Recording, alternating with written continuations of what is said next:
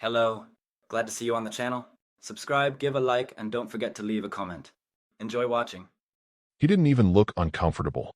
That's what I remember most about that morning. The way Derek Lang leaned back in his polished, mid-century executive chair like he was about to give me stock tips or ask about my weekend plans, not take a metaphorical axe to the last 19 years of my life. His smile was the kind that came straight out of a management seminar, confident, rehearsed, completely devoid of empathy, and he wore it like armor as he delivered the sentence with a flourish. "We don't need senior staff who ask questions, Jack." It was the kind of sentence you only say when you think the other person's too old or too tired to do anything about it. The kind of sentence you lob across a glossy desk when you think you've already won the conversation before it even begins. I didn't flinch. I didn't give him the satisfaction of asking why. I just closed the black leather notebook I'd brought in, gave him a polite smile that probably unnerved him more than if I'd thrown it at his head, and said, "Understood. Thanks for the clarity." He blinked, just once. I think he was expecting a little more begging. Maybe a dramatic speech about loyalty or my years of service or how hard this job was on my marriage. He didn't get one. What he didn't know, what none of them knew, was that my last compliance report had been submitted that morning. 8:46 a.m., to be exact. It had gone straight into the internal whistleblower system that none of them ever read, because they assumed no one had the balls or the brains to use it properly. It was the kind of report that doesn't look dangerous at first glance, just a list of inconsistencies, a few too many duplicate invoice numbers, some contract timelines that didn't match up with delivery logs, and a subcontractor billing 6 figures for what appeared to be 6 days of work. But the deeper you went, the uglier it got. Because I didn't just raise questions. I laid out the answers.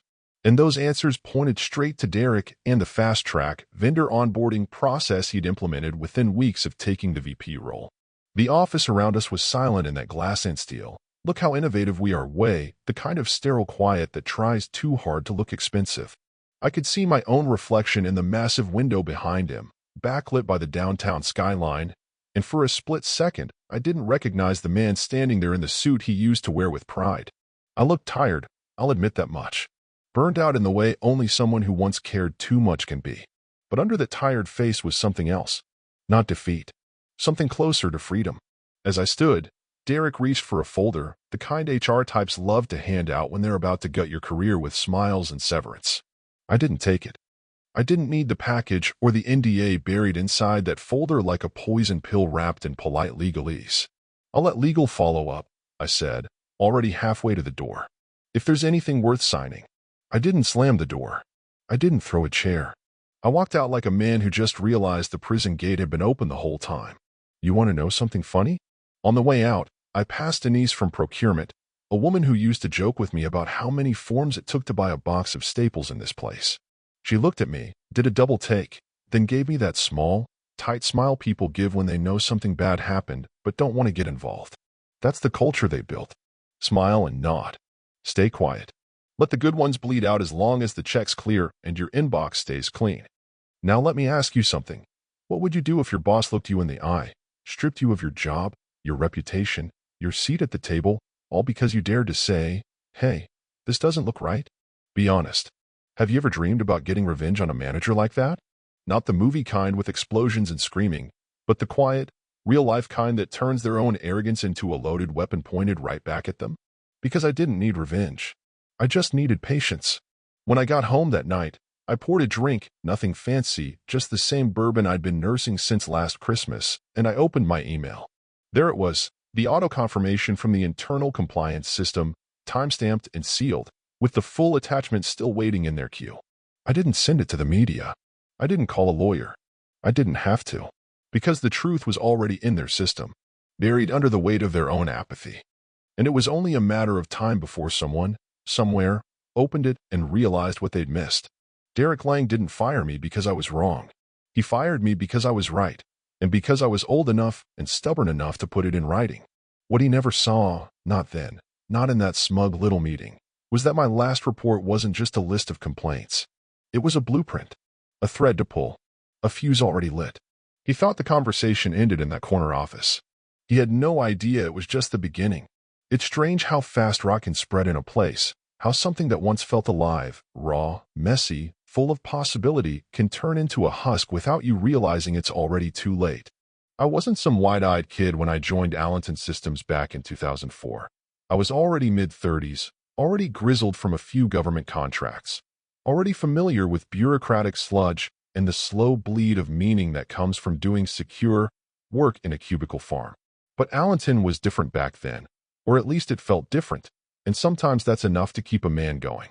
There were only 35 of us that first year, crammed into a concrete box just outside Arlington with more extension cords than chairs, and every time the server room coughed, someone had to sacrifice their lunch break to go sit in the cold and babysit the drives. We built things with duct tape and nerve. I wore 6 hats: data integrity, vendor audit, compliance protocol, internal liaison, client onboarding, and unofficial office coffee technician, because we couldn't afford to hire the people we needed, and we couldn't afford to slow down. And I didn't care. I came in early. I stayed late. I believed in what we were doing. You couldn't pay me to care like that today. Back then, our CEO was a guy named Paul Hendricks, ex-Navy, half deaf, half insane, full of purpose. He used to bark at you for getting the format of a report wrong, but then stand behind you for 4 hours while you fixed it, just to make sure you weren't doing it alone. We weren't just building software or managing contracts. We were building trust. Our work went into actual defense systems, real boots-on-the-ground scenarios where a bug wasn't just a bug. It was someone's kid getting caught in the wrong place at the wrong time. That mattered. Paul made sure we all felt it. But Paul got pushed out in year 7, right after our first big acquisition and just before the board restructured us into a holding group. That's when the rot started. Slowly, at first. Quietly. Titles got fancier. Paychecks got thicker for some. Guys like me? We got longer hours and fewer answers. The new leadership was full of buzzwords and laminated value sheets, but no one wanted to talk about what we actually did. The products didn't change, but the meetings did. We stopped talking about reliability and started talking about optimization. We stopped reviewing field performance and started reviewing brand reach. I told myself it was just growing pains. Every company shifts. Every founder eventually gets pushed aside. I figured if I kept my head down and stayed focused on the data, I'd be the ballast that kept the ship stable while the captains changed above deck. But ballast doesn't steer the ship. It just sinks with it. The new CFO, a guy named Martin Teague, who looked like a hedge fund manager that wandered into defense tech by accident, started asking why our compliance team wasn't leaner. Said things like, "Do we really need a full-time senior analyst for vendor oversight?" I told him, calmly, that when you're spending federal dollars, oversight isn't a luxury, it's a legal requirement. He smiled the way people do when they're not listening and said, "Let's revisit that in Q3. We never did. Then came the promotions. Not earned ones, not the kind that come from staying late to fix a corrupt data set or jumping on a 2 a.m. call with a pissed-off Navy procurement officer, but strategic ones. Fast-tracked analysts who never asked hard questions. People who knew how to keep their heads down, their mouths shut, and their hands clean. Kids half my age with no background in defense, but spotless resumes and perfect LinkedIn profiles, climbing the ladder 3 rungs at a time while people like me were told we lacked agility. I stayed because I still believed the work mattered. I stayed because someone had to make sure the numbers matched the reality. I stayed because, honestly, I didn't know what I'd become if I stopped caring. But the red flags kept coming: vendor bills that looked inflated, audit trails that went missing, budget lines labeled in ways that made no sense unless you squinted real hard and forgot everything you learned about procurement law. And still, I stayed. Because deep down, I kept thinking the culture could be saved. That maybe, if I could just get someone to listen, someone higher up, someone who remembered what this company used to stand for, we could fix it. I had a whole drawer full of carefully worded emails, internal notes, flagged inconsistencies, all waiting for the right conversation, the right moment. I wasn't naive enough to go shouting from the rooftops, but I believed in documentation. I believed in truth, even when it sat ignored in unread PDF attachments. Then Derek Lang arrived. Slick. Confident. Spoke in full paragraphs of buzzwords with nothing underneath. He didn't ask what we did. He asked why our department didn't turn a more competitive margin. He started trimming fat before he knew what the meat looked like. Within his first 90 days, 2 people from my team were gone. Our vendor approval protocol was streamlined, and I was told to focus less on compliance bottlenecks and more on strategic facilitation. That's corporate for stop asking questions. When I told him that a recent subcontractor had 3 flagged violations on a federal register and no business being on our shortlist, he smiled and said, "We don't need senior staff who get in the way." That was the beginning of the end. So yeah, I knew the writing was on the wall. I just didn't know he'd try to paint over it before I got my last word in. What Derek didn't understand, what most guys like him never do, is that people like me don't shout, don't panic, and don't bluff. We document. We observe. We wait. It started with a spreadsheet, like most disasters do in corporate life, something seemingly harmless, a little too tidy, a little too convenient, with columns that lined up too well and totals that didn't match the real-world work I knew had been done. I'd seen enough budget sheets in my time to know when a number had been massaged, and this one was practically purring under a heat lamp. At first glance, it looked fine, maybe even impressive, if you didn't know what you were looking for. But once I started cross-referencing contract IDs and vendor timelines, the whole thing started to smell like day-old fish. I pulled the raw procurement logs, the internal timestamps, even the delivery sign-offs from a back-end server I helped build a decade ago, a system most of the new staff didn't even know still existed. Buried in those logs were flags. Too many to ignore. Subcontractors listed as approved vendors, without proper vetting documentation. Billable hours that didn't match task completion logs.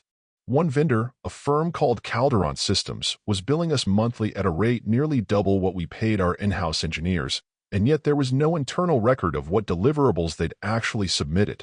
So I looked deeper. Calderon Systems didn't exist in any of the industry databases. Not as a registered defense vendor, not as a subcontractor with cleared access, not even as a consulting firm. The address listed on the invoices traced back to a mailbox rental inside a strip mall in Reston, Virginia, right between a tanning salon and a vape shop. When I dug further, the payment routing numbers connected back to a Shell LLC, and wouldn't you know it, that LLC had ties to a holding company chaired by none other than Derek Lang's former college roommate. Small world, right? Now, this is the part where some people might have quietly closed the folder, hit delete, and told themselves it wasn't their problem. But I've seen what happens when you look the other way. I've seen how easy it is for one bad deal to turn into a scandal, how one falsified document can spiral into a federal investigation. And I've seen good people, real people, the ones who gave a damn, lose their jobs, their pensions, their reputations, while the executives at the top walk away untouched. So I did the one thing I'd always been told to do. I followed the protocol. I filed a formal internal ethics complaint. I documented every step, every questionable invoice, every misaligned audit log, every instance where the numbers didn't just not add up but actively contradicted previous submissions. I included timestamps, screenshots, vendor registry checks, routing paths, even audio snippets from procurement meetings where Derek signed off on projects without proper review. I submitted it through the encrypted compliance portal, the one we were all told was secure, confidential, and free from retaliation. I believed that for about 5 minutes. The first response came from HR, a scheduled check-in, with a woman named Carly who smiled like a flight attendant and asked me how my workload was feeling lately.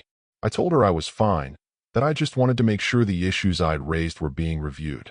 She nodded, typed something meaningless into her laptop, and handed me a pamphlet about workplace stress resilience. The second response came from legal, or rather, didn't come. I followed up 3 times over 2 weeks and got back one-line replies like, "Thank you for your concern.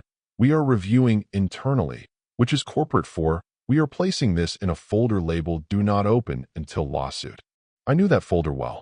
I'd seen it used before, when a junior analyst flagged an access breach 2 years back and mysteriously ended up reassigned to inventory reconciliation in a satellite office with no windows. Then things started changing around me. Suddenly, I wasn't on the invites for the Q2 strategy sync, even though I'd been the one who prepared the Q1 compliance report they were supposed to be referencing. I stopped receiving weekly updates on vendor onboarding approvals, the very process I'd been overseeing for almost 8 years. A younger analyst named Bree, who couldn't explain the difference between sole source and open bid procurement last time I checked, was suddenly introduced in meetings as the new lead for vendor relations.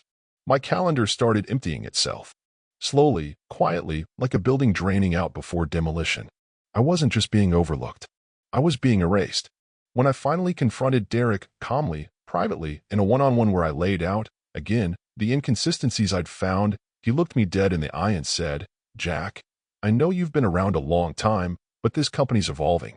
We don't need senior staff who create friction over non-issues. That's when I knew. It wasn't that he didn't believe the evidence. It was that he didn't care. And worse, he thought no one else would care either. That's the rot, right there. The rot isn't just the guy cutting corners. It's the dozen people above and around him who decide it's safer to look away. It's HR saying we're not the police. It's legal saying let's not jump to conclusions. It's every manager who says that's above my pay grade. It's the culture of quiet compliance that turns decent people into accomplices because they're too scared to risk their parking spots and performance bonuses. But I wasn't scared. Not anymore. Because I had every file, every receipt, every report. And I knew one thing for certain. If they wanted to pretend I never existed, I'd make damn sure they remembered what I left behind. I didn't rush it, not for a second, because moves like this don't work if you make them while you're still angry or still licking the wounds from getting professionally sucker punched. I waited. I waited until the anger had cooled into something steadier, sharper, something with purpose behind it instead of just heat. I didn't want to be some guy screaming on the internet or waving around a USB stick like a lunatic on the 6 o'clock news. I wanted it to land. I wanted it to stick. And most of all, I wanted it to come from somewhere they couldn't just swat away. So I picked up the phone and called Rob Tisdale.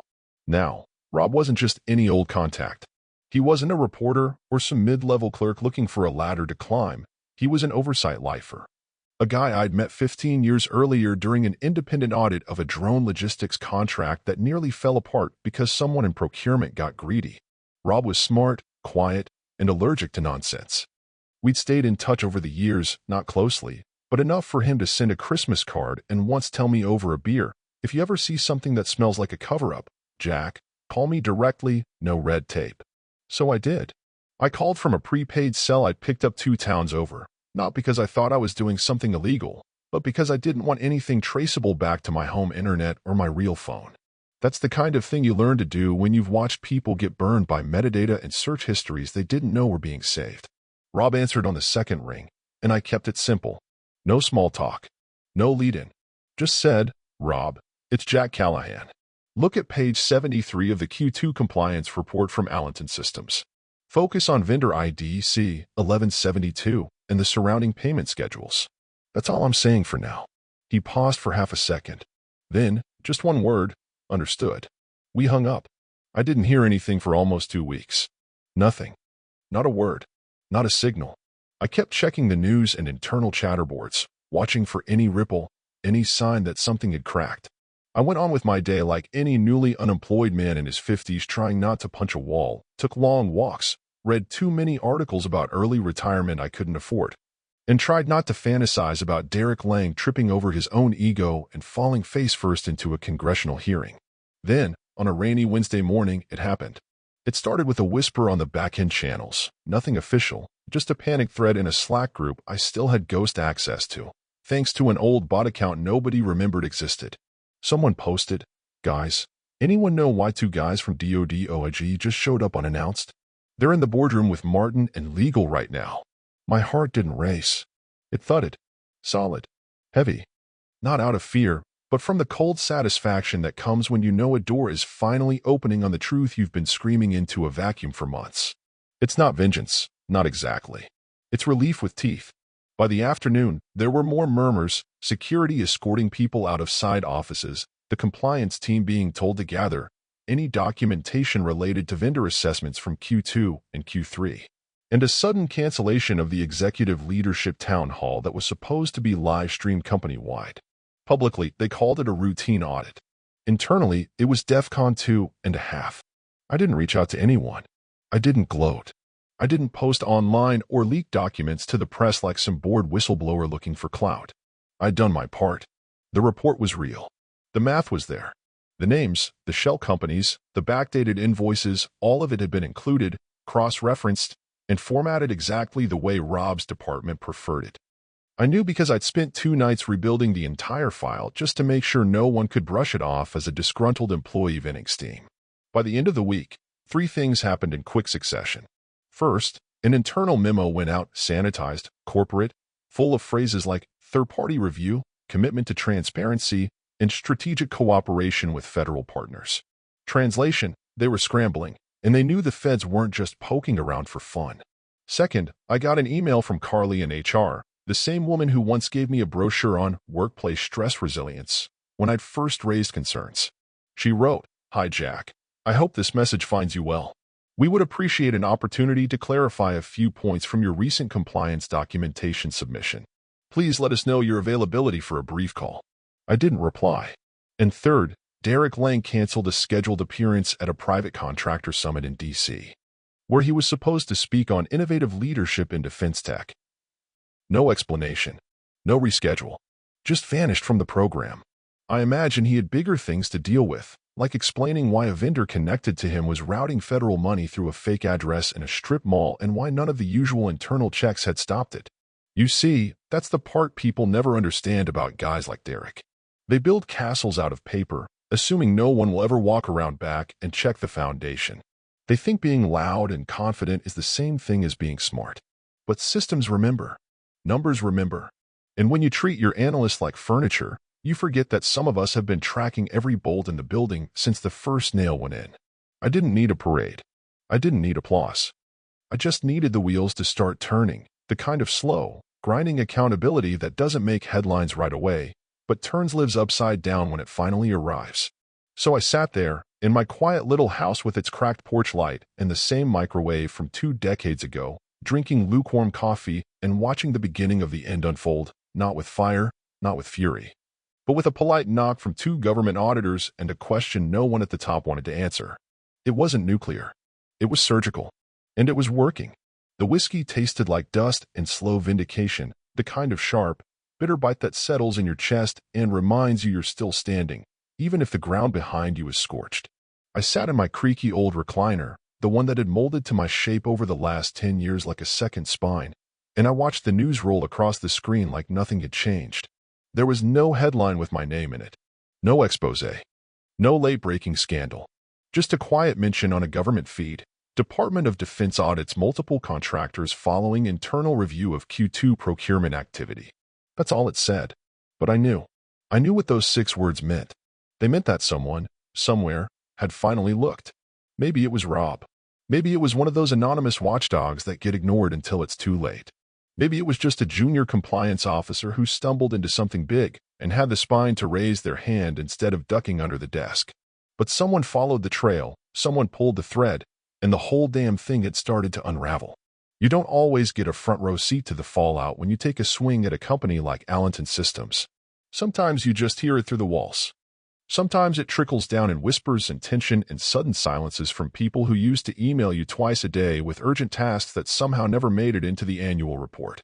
That week, I started hearing the echoes. Layoffs. Not the ones they announce with carefully worded emails and weak smiles, but the kind that come like a storm, unplanned, unceremonious, full of sudden security escorts and disconnected badge access. I got a call from Miguel in logistics, a guy who once stayed until 3 in the morning to help me rebuild a corrupted shipment database, and he said half his floor was gone. No one said why, he told me. But everyone's acting like someone's watching now. Then I heard Derek was working remotely. That's what they were calling it. Anyway, he stopped showing up for meetings, stopped replying to executive threads, stopped making noise. The guy who used to send 3 memos a day about operational excellence hadn't logged into the internal system in over a week. My contact in IT, a guy who owed me a favor after I caught a backdoor code in one of his security patches, said Derek's access was quietly limited, pending review. That's corporate code for, we don't want to admit he's toxic, but we also don't want him near the vault. And then came the call. Not a voicemail. Not an email. A real call, my personal phone, which hadn't rung in 2 days, lit up with a number I recognized immediately. The prefix was from corporate. The area code, DC. I let it ring twice before I answered. I already knew who it would be. Jack, the voice said, tight and businesslike, not quite sure how formal or friendly to be. This is Kendra Sloan from the legal team. We're hoping you can clarify a few aspects of the compliance documentation you submitted earlier this quarter. There are questions. Nothing accusatory, of course, just some inconsistencies we'd like to. I cut her off right there. Not because I was angry, not anymore, but because I'd spent enough of my life explaining things to people who didn't care until the walls started shaking. I leaned back, took a slow sip of the whiskey, and let the warmth spread before I spoke. You should have read it the first time, I said. Then I hung up. No threats. No drama. Just a door quietly, finally closing. I didn't know what would happen next. Maybe nothing. Maybe the audits would fizzle into technical reviews and paperwork and a few scapegoats tossed overboard to make the ship seem steady. Or maybe it would go deeper. Maybe names would come out. Contracts would be frozen. Hearings would be called. I didn't know. I didn't need to.